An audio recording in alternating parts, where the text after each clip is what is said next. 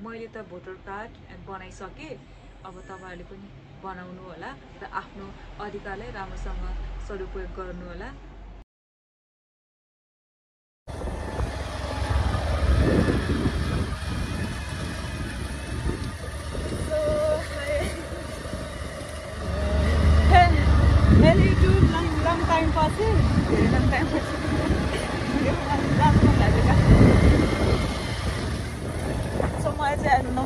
Voter card र राष्ट्रिय परिचय पत्र बनाउन निगम जाँदै छु।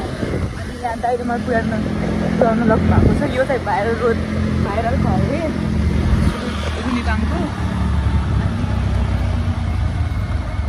म चाहिँ आज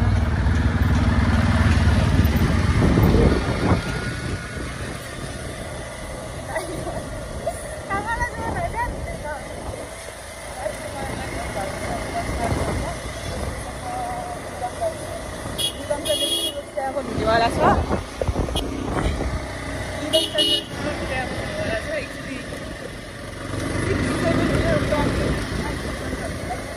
बन्द गएको थिएँ। अब भोटर कार्ड र राष्ट्रिय परिचय पत्र बनाउन थ्याङ्क यू दाजु।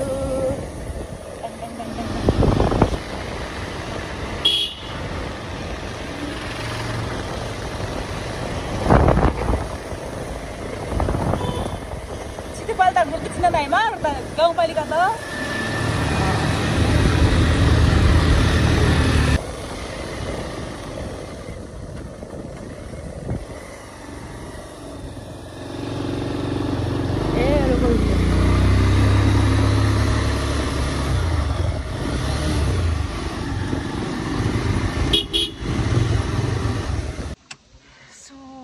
गाडीमा छु।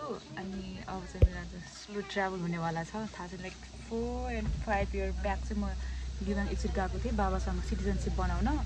अनि गऱ्यो, जाने आउने मात्रै भएको थियो कि मलाई लाइक केही थाहा नै थिएन। अनि सो फेरि बमिटिङ हुन्छ।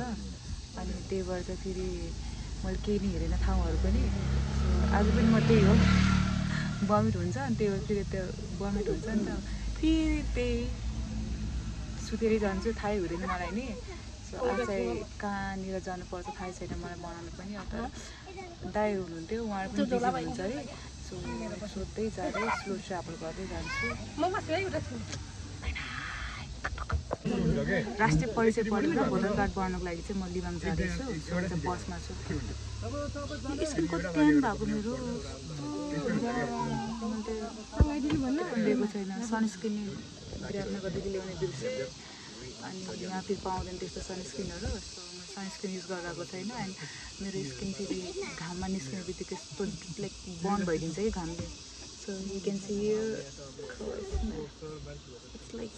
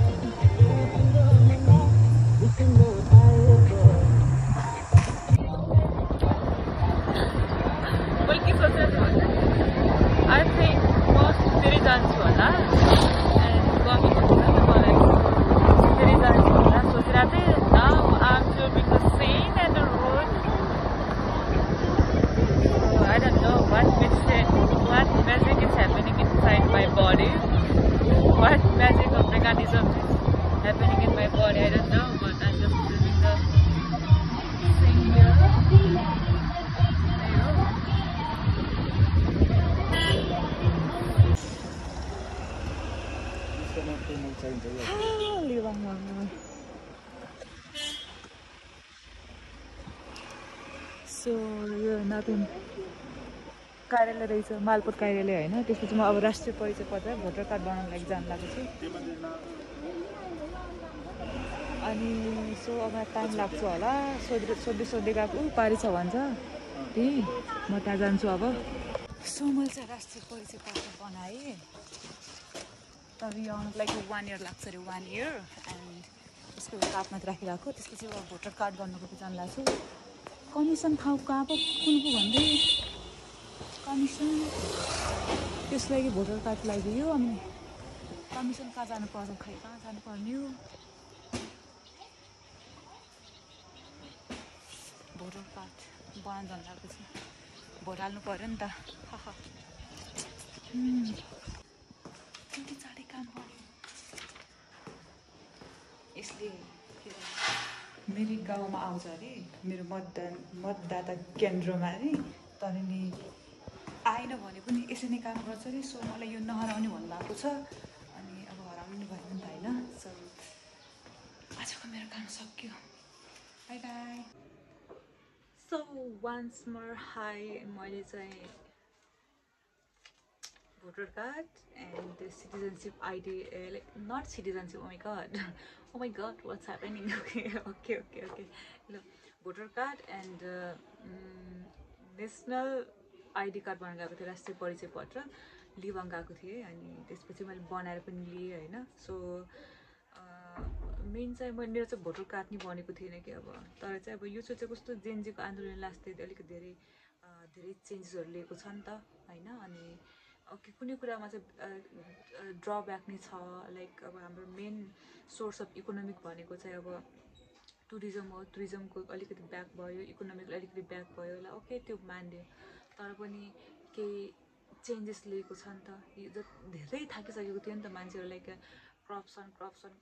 करप्सनवाला होइन, धेरै करप्सन भइरहेको थियो। त्यसपछि अब के भन्छ भने मान्छेले लाइक सर्वसाधारण मान्छेहरूले मजाले दुःख गरेर ट्याक्स तिरिरहेको छ। अनि माथिको मान्छेहरू चाहिँ करप्सन गर्ने अनि होइन के गर्ने, अहिले दिन मोज मस्तीमा लेभिस लाइफ लाइक जिउने होइन, लाइफ बाँचिराख्ने त्यस्तो थियो नि त होइन तिनीहरूको। तर पनि जेनजीले गर्दाखेरि, जेनजीको मुभमेन्टले गर्दाखेरि होइन केही चेन्जेस नि भयो, तर पनि अब भयो। तर अब त्यसको अबको फागुन 21 गते चाहिँ अब चुनाव छ नि त होइन। सो त्यसलाई चाहिँ युटिलाइज गर्नको लागि चाहिँ मेरो भोटिङ राइटलाई मैले राम्रोसँग युटिलाइज गरौँ, राम्रो मान्छेलाई नै चुज गरौँ भनेर चाहिँ मैले भोटर कार्ड बनाउन गएको थिएँ होइन लिबाङमा चाहिँ। सो अनि बनायो पनि। सो लास्टमा म के भन्न चाहन्छु भने चाहिँ हामीले चाहिँ इफ कसैले लास्टसम्म मेरो भिडियो हेरिरहेको छ भने please note it down and hear me out है। मलाई सुन्नु होला सबैजनाले। के छ भन्दाखेरि राम्रोलाई चुज गरौँ होइन। अब योभन्दा पहिला देश जस्तो भइसक्यो होइन। तर अब चाहिँ हामीले नयाँ देश, नयाँ कानुनका अनुसार, नयाँ पोलिसीको अनुसार हामीले अगाडि बढाउन छ। अनि अब हाम्रो एउटा अधिकार भएको छ, डाइरेक्टली प्राइम मिनिस्टर या प्रेसिडेन्टलाई चाहिँ चुज गर्नुपर्ने छ नि त। सो डाइरेक्टली इलेक्टेड हुनुपर्ने छ नि त।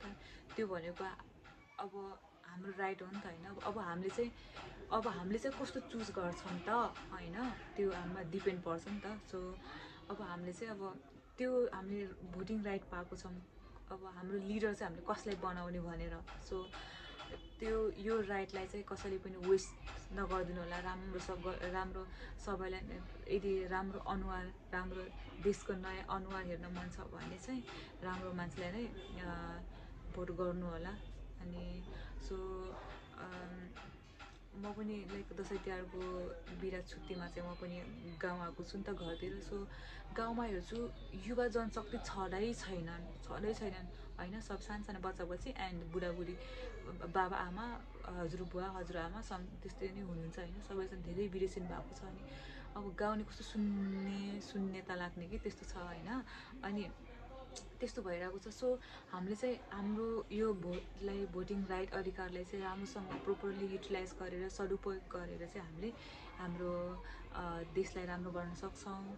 हाम्रो यो भ्रष्टाचारलाई हामीले रोक्न सक्छौँ र हाम्रो बिर्सिनु भएका हाम्रो दाजुभाइ, हाम्रो बाबा आमा, अङ्कल आन्टी जो हुनुहुन्छ उहाँ युवा जनशक्तिहरूले हामीले फर्काउन सक्छौँ र हाम्रो देशमा नै हामीले रोजगारीहरू बढाउन सक्छौँ। धेरै युवाहरू आफ्नो आफन्तहरूसँग छुट्टिनु पर्दैन, परिवारसँग छुट्टिनु पर्दैन। त त्यसलाई चाहिँ रोक्नको लागि चाहिँ हामीले राम्रोसँग भोट गरौँ, राम्रो मान्छेलाई भोट गरौँ। हामीले यो अधिकार पाएको छ, हाम्रो अधिकारलाई राम्रोसँग युटिलाइज गरौँ। अब चाहिँ हाम्रो हातमा छ कस्तो लिडर हामीले चुज गर्नुपर्छ भनेर। सो आई विस एन्ड मलाई के लाग्छ भन्दाखेरि सबैजनाले अब थाहा पाइसक्नु भयो होला देशको सिचुएसन कस्तो छ भनेर। जेनजीको आन्दोलनले धेरै नै अन्तर्राष्ट्रिय अनुसार नै लाइक नेसनल इन्टरनेसनल त हल्का मचाइदियो नि त। सो सबैलाई थाहा भइसक्यो। अब गाउँमा पनि अब कुराहरू भइरहेको थियो। अस्ति मजाले जेनजीको आन्दोलन यस्तो भयो अरे भनिरहनु भएको थियो बाबा आमाहरूले। अब मैले भेटिने अङ्कल आन्टी मामा माइजूहरूले सबजनाले भनिरहनु भएको थियो, तिमी गयौ तपाईँ जानुभयो समथिङ के त्यस्तै सोधिरहनु भएको थियो। उहाँहरूले पनि चासो लगाइरहेको छ। अब उहाँहरूलाई पनि देशको अनुहार होइन फेर्न मन छ होइन। सो त्यही भएर चाहिँ अब हामीले चाहिँ राम्रोलाई भोट दिएर हाम्रो राम्रो देश बनाऊँ। अनि समृद्ध देश, नयाँ शान्त देश, भ्रष्टाचार नभएको देश त्यस्तो बनाऊँ, हाम्रो हातमा छ। सो राम्रोसँग मैले त भोटर कार्ड बनाइसकेँ। अब तपाईँहरूले पनि बनाउनु होला र आफ्नो अधिकारलाई राम्रोसँग सदुपयोग गर्नु होला है त। के भन्दै बाई बाई।